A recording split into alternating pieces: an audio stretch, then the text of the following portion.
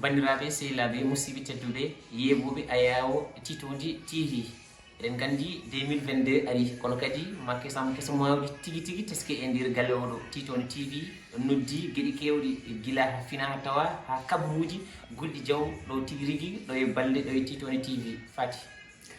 Voilà Eloïde, amis internautes de la Titondi TV, ici Fatih Djouleka, je vous salue. Après cela, voilà, je vous donne rendez-vous au Titondi TV. À la Titondi TV, on va emmener des programmes. Il y aura des surprises. Alors, je ne vais pas annoncer ça dès maintenant.